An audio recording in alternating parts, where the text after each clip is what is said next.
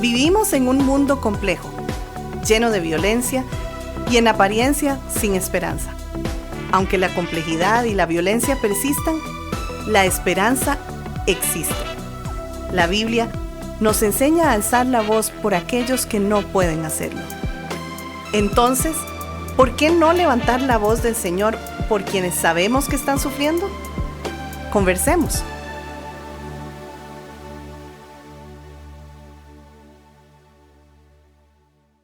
Uno de los grandes errores que puede cometer un cónyuge es creer que, mediante sus propias estrategias o esfuerzos persuasivos, logrará cambiar o corregir los aspectos insanos de su pareja.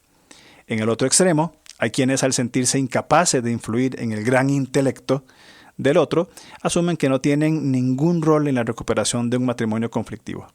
En este podcast de hoy abordaremos lo que la Biblia enseña sobre el poder transformador de la persuasión espiritual para sanar heridas profundas y renovar patrones de pensamiento que perpetúan y normalizan relaciones marcadas por la violencia. Hablamos hoy de persuasión. Mi hermano, ¿cómo estás? Pues impresionado con este texto con esta frase que utilizaste, transformación por medio de una persuasión espiritual para sanar heridas profundas, mi hermano.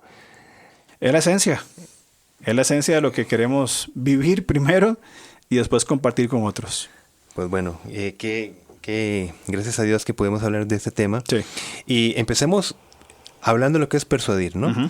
Persuadir significa convencer, entre otras cosas, ¿verdad? Influenciar a alguien con argumentos para que acepte un razonamiento que a la vez le llevará a una forma de sentir y actuar específica. Uh-huh. Es decir, apunta a un cambio de actitudes desde nuevos valores y principios que tienen que asimilarse, ¿verdad? Uh-huh. Si yo no asimilo lo que me están persuadiendo, yo no voy a tener ningún cambio en mi perspectiva, ¿no? Uh-huh. Básicamente, como para ir definiendo persuasión. Uh-huh. Y esto no es de forma ni por manipulación, ni coerción, es una persuasión con argumentos, ¿verdad?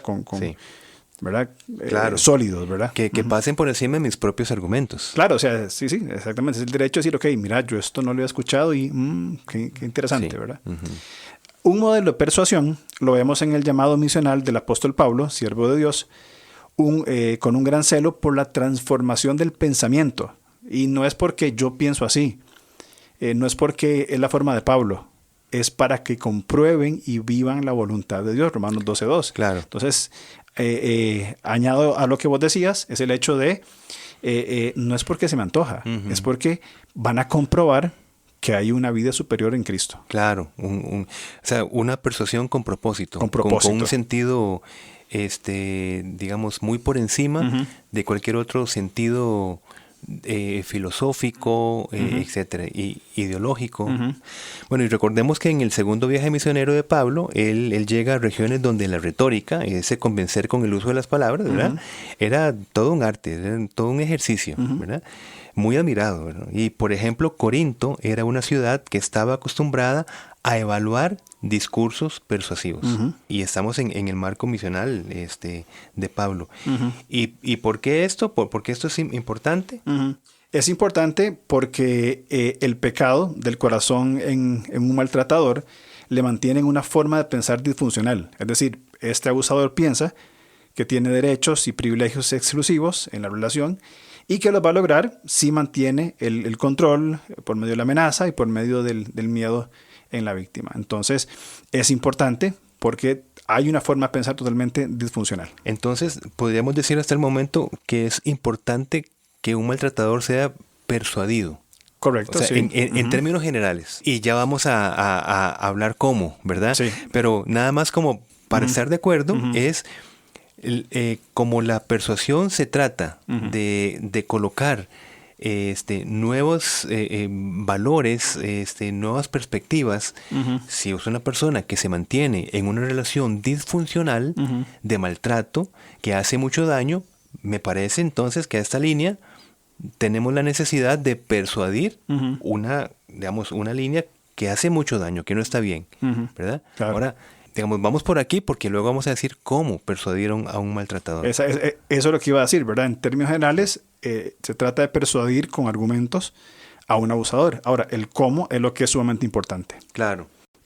Y esto no suele ser una buena noticia si la parte agredida, O sea, esto de persuadir a un agresor, que muchas veces es una mente muy manipuladora, aparentemente inteligente, ¿no?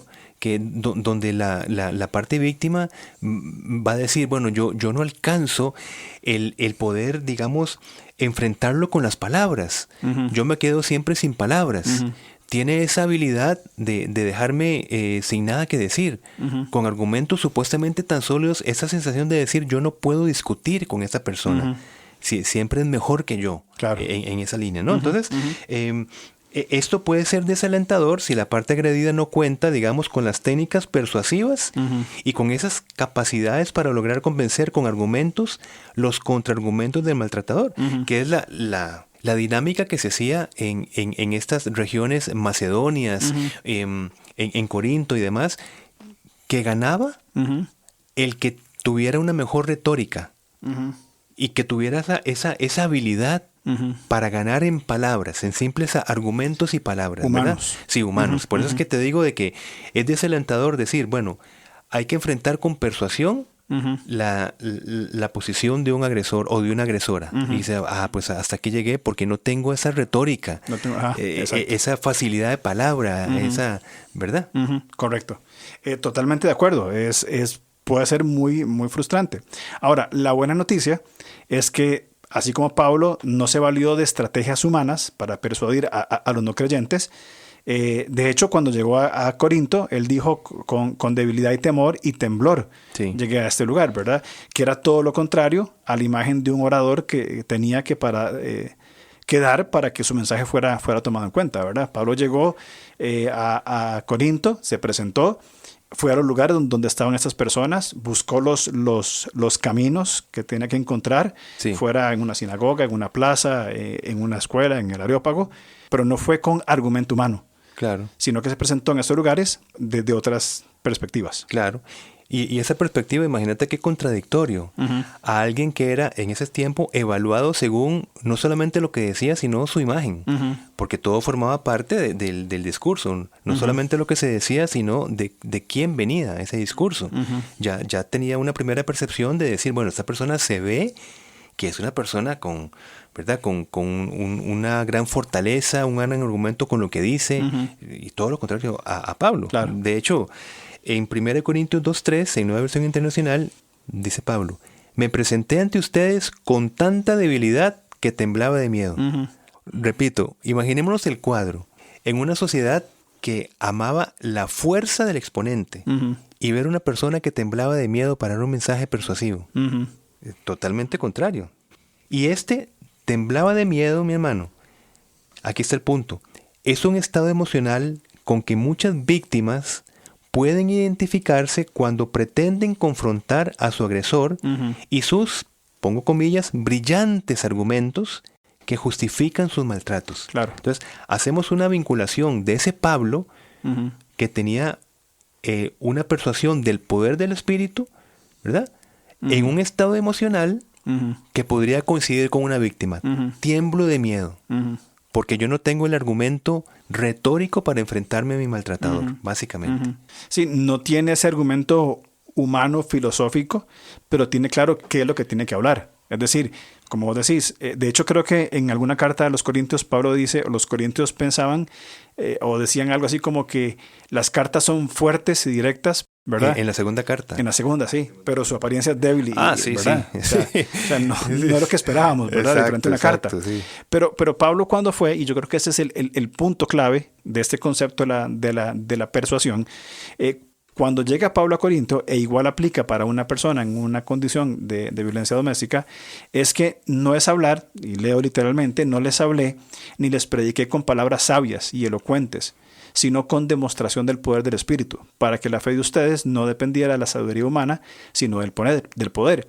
Es decir, Pablo lo que transmite no son sus argumentos, sus ideas, su retórica propia, encuentra los caminos, los métodos, las rutas para acercarse, pero es totalmente demostración del Espíritu.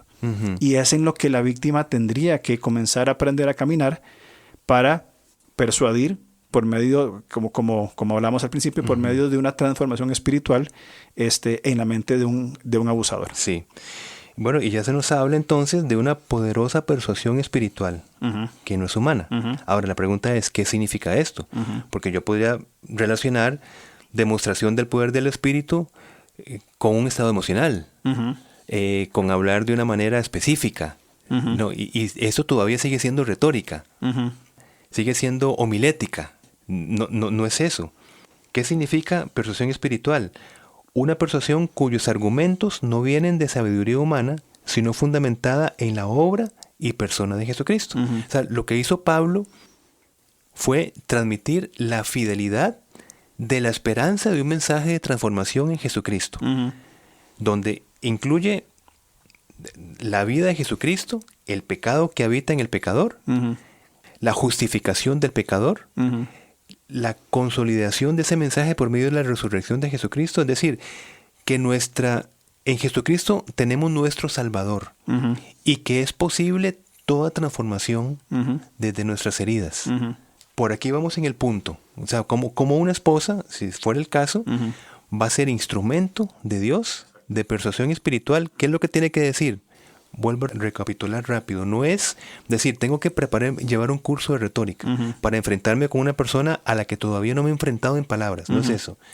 Es que tenga el denuedo o la valentía de predicar la esperanza de transformación en Cristo Jesús para su maltratador. Entonces, estamos hablando de que es una obra en el Espíritu. Es decir, no viene el argumento humano, sino que es el Espíritu Santo, una persona divina que exalta y honra a Jesucristo. Juan 16:14 habla sobre que el Espíritu va a glorificar a la persona de Cristo. Entonces, en esta línea que estamos hablando sobre una víctima, hablaba sobre la valentía, hablaba sobre el denuedo, el coraje de saber hablar, ¿verdad? Perdón, de hablar el argumento del Espíritu, por decirlo de una manera. Ajá. Y el argumento del Espíritu es solo y solamente aquel que exalta, revela y honra a Jesucristo. O sea, quiero decir, cuando en una persuasión se está exaltando, revelando y honrando a Jesucristo, en ese mensaje hay poder del Espíritu. No importa de quién venga, aunque quien esté parado, como Pablo, tiemble de miedo al decirlo. Sí, porque no es una habilidad propia, sino que pasa por de quién proviene ese mensaje transformado. Y en este caso es directamente de Dios, confrontando el pensamiento de un abusador para una transformación. Sí, exactamente. Y cuando la esposa supera la muy equivocada manera de interpretar su sumisión, porque si piensa que la sumisión es no decir nada, es decir, donde incluye no exaltar, no revelar, no honrar a Jesucristo, como un callarse, como no hacer nada, sino que ejerce su llamado activo de ser ayuda idónea. Entonces, que significa levantar su voz en contra del repudio que recibe desde el mensaje esperanzador de Jesucristo, según Mateo 13:15, que se va a proyectar el mensaje esperanzador al maltratador, que va a decir, vuélvanse a mí para que yo les sane. La fuerza de una víctima no son sus propios recursos, digamos que empoderados, ¿verdad? No es eso. Es el poder de transformación que exalta a Jesucristo, que lo honra, en el mensaje de esperanza frente a su maltratador. Entendiendo que hay contextos. Correcto. O sea, es decir, si una víctima está en peligro de ser agredida de muerte, no se va a poner ahí a predicar el evangelio. Claro, exactamente. ¿Verdad? Y que la sangre de Cristo me cubra y todo esto. No, estamos hablando en contextos, ¿verdad? Digamos, óptimos, ¿verdad? Congruentes, donde el mensaje es el momento de dar el mensaje. Exactamente. Yo creo que ese es el punto. Es el punto específico. El papel de la esposa será predicar ese mensaje de salvación para transformación de vida, fidelidad y valentía. Y recalco lo que vos decías, encontrando el camino específico. En medio de un acto violento, como vos decías, no va a comenzar a testificar y a hablar estos asuntos, sino que va a encontrar cuál es la ruta de no sé si la palabra conectarse, de acercarse al abusador para poner en ese momento las palabras puntuales. Sí. Que de hecho vos hablabas anteriormente sobre Pablo usando diferentes, predicando, ¿verdad? En sus viajes, y él encontró los lugares. Ajá. Una sinagoga, habló con los judíos, Sí. de cierta manera, pero el contenido del mensaje era el mensaje del Espíritu Santo. Exactamente. Se fue a las plazas y hablaba un mensaje comprensible, no cambiando el argumento, sino hablando en el poder del Espíritu Santo. Sí. Fue al Areópago, siempre fue a diferentes lugares, encontró el momento y ¿qué hizo? Habló la palabra donde el Espíritu Santo glorificaba a Jesucristo y transformaba a las personas que tenían la fe para hacerlo. Y muy importante es que el papel en este caso de la esposa es hablar en fidelidad y valentía del Evangelio de Jesucristo. Y del resto se va a encargar el Espíritu Santo. O sea, Exacto. el poder del Espíritu, predicar desde el poder del Espíritu, es porque es el Espíritu Santo quien opera en el interior del agresor, en este caso, ¿no? Y la persona agredida lo único que tiene que hacer es predicar fielmente y con esperanza el mensaje de transformación en la persona de Jesucristo. Correcto. La persuasión del Espíritu se va a activar, por decirlo así, en el interior del agresor desde un evangelio fiel que exalte a Cristo como el que sana los corazones. ¿Vos pensás que esto que estamos hablando, que creo que es muy importante para una víctima saber cómo el espíritu persuade, y creo que el espíritu que opera en un abusador es el mismo espíritu que opera en una víctima hablando, podríamos tomar este pasaje donde Pedro dice que si una mujer creyente está casada con un no creyente, que se quede porque me parece que es que usa la palabra santificar, me parece. Sí, sí. Es el mismo sentido. Es decir, él no es creyente, quédese, porque su testimonio va a ser de gran luz para esas personas. Sí, y es una santificación desde la influencia. Exactamente. O sea, es la posibilidad de abrirse al Espíritu Santo. Correcto. Al proceso de santificación luego de la entrega a Jesucristo. ¿Y por qué? ¿Qué hace el Espíritu Santo? Vamos a ver. La esposa lo que hace es que predica la esperanza, el poder del Evangelio. Por eso el levanta es... estamos en contra de la violencia por medio del poder del Evangelio, ¿verdad? Correcto. Eso es lo que nosotros, por supuesto, creemos y vivimos. Totalmente. Ok. Ahora, ¿qué significa esto? ¿Qué es el poder del Evangelio? El poder del Evangelio en nosotros no es un poder que nosotros tenemos. No. Es algo que nosotros somos esos instrumentos para que, transmitido el Evangelio de manera fiel, el Espíritu Santo empiece a operar en quien lo recibe. Correcto. ¿Y cómo lo opera? Opera concediéndole o invitándole al arrepentimiento. Exactamente. O sea, es un poder de influencia del arrepentimiento. O sea, Dios concede arrepentimiento. Cuando hablamos de conceder, es muy interesante cómo esta palabra se puede entender.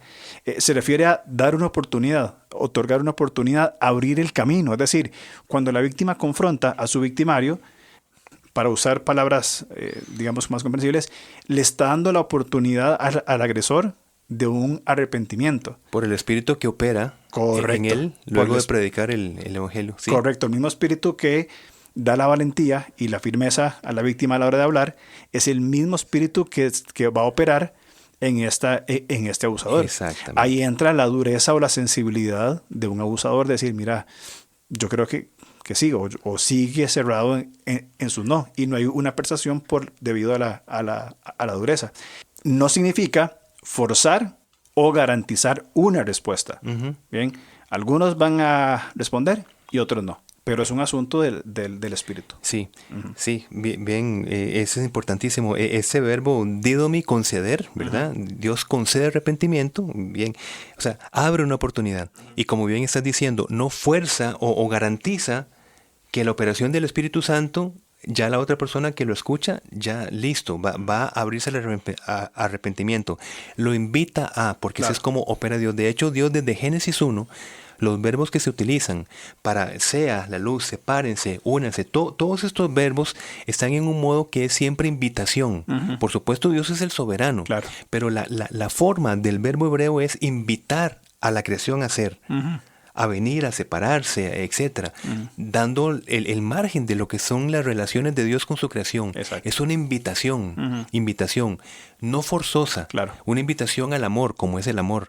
Entonces, el poder de transformación es esa invitación que ya opera en el agresor después que se ha pronunciado fielmente el Evangelio de Jesucristo, que lo exalte, que lo honre, ¿verdad? Que lo glorifique.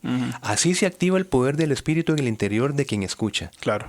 Como una invitación. Claro. Y que, como estás diciendo, que la tome o no la tome, eso es otra cosa. Pero está la invitación dada.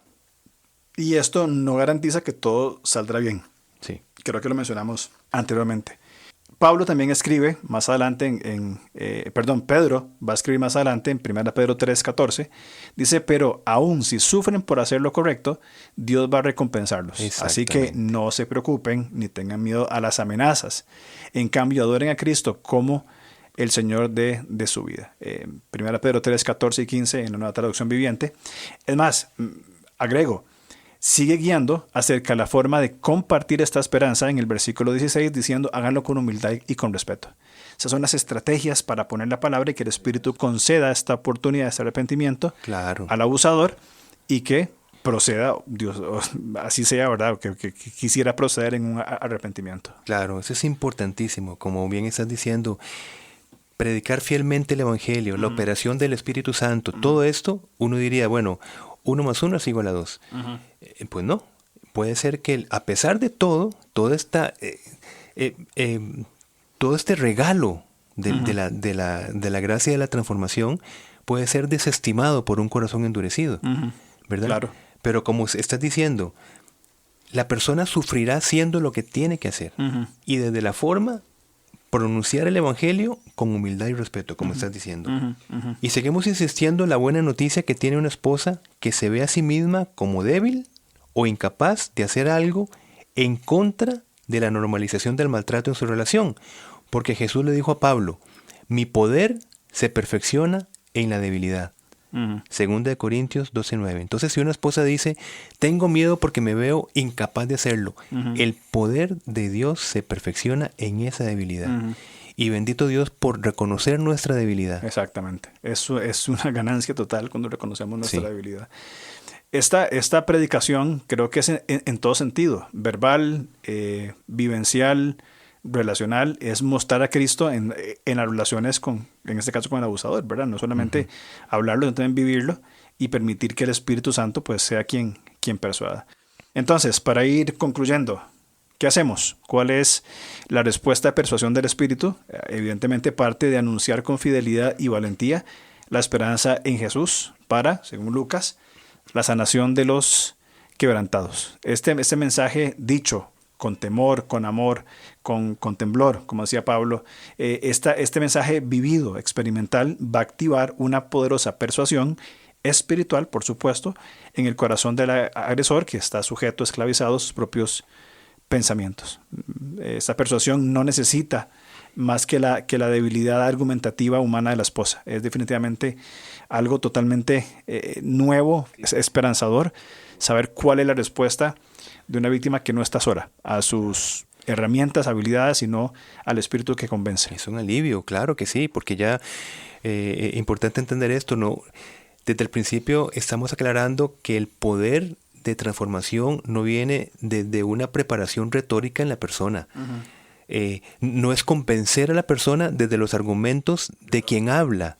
Es nada más transmitir fielmente el Evangelio para que opere el Espíritu Santo en el interior de la persona. ¿Y cómo opera el Espíritu Santo? Invitándolo al arrepentimiento. Y allí es lo único que hay que hacer, porque todo acto de transformación viene de Dios, todo acto de salvación es de Dios. Nosotros no tenemos ninguna injerencia en eso. Claro. Entonces, claro que es una muy buena noticia una persona que dice, pero ¿cómo? ¿Yo qué voy a hablar? ¿Qué voy a decir? ¿Qué voy a argumentar? ¿Cómo voy a discutir si siempre me ganan en palabras? Claro. No, eso, claro. Termino otra vez lo que dijimos. En mi poder se perfecciona en la debilidad.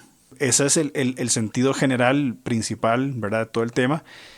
Igual vienen esos acompañamientos de decir, ok, hay una red de apoyo al lado, tengo los recursos de esto, tengo que encontrar el momento, tengo que, es preparar ese escenario, pero siempre el mensaje transformador es la verdad revelada desde Cristo por medio del Espíritu Santo. Así es. Todo lo demás queda en manos del Señor. Queda en manos del Señor, exactamente. Exactamente. Ok.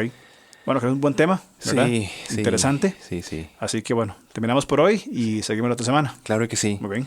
Muy bien, mi hermano, pues muchísimas gracias y como siempre, gracias a Linaje Producciones, a Gilo, que siempre pues con su disposición y con toda su familia también, Sí. para que sea un medio, un recurso para la expansión de estos mensajes, ¿verdad? Correcto. Siempre agradecidos con Linaje Claro que Producciones. Bueno, nos vemos entonces. Muy bien, Listo. mi hermano, muchas gracias y A nos vos. vemos si Nos me vemos. permite. Chao. Gracias por escucharnos.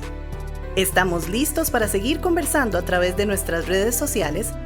En Instagram, búsquenos como @levantacr. En Facebook, como LevantaCR. O contáctenos al correo alonso@levantacr.org.